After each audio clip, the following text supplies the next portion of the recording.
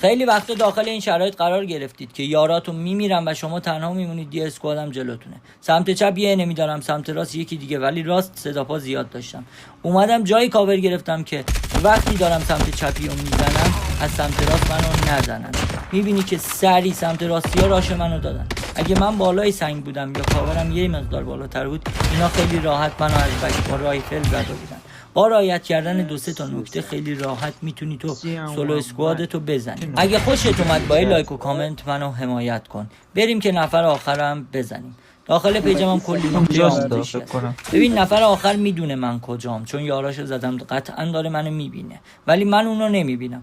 پس باید به جزئیات مپ خیلی دقت کنید. کوچکترین چیزی که احساس کردید تغییر کرد سر جای خودش نیست، چند تا دونه تیر بزنید، مشخص میشه که اون انمیه یا نه. اینجا ببین من چجوری پیداش کنم، یارم تعجب کنه. پای درخت سیاه بود، چند تا دونه تیر زدم، دیدی که دمیج خورد. وقتی دمیج خورد مطمئن شدم اون راششو میدیم، وینو هم این بات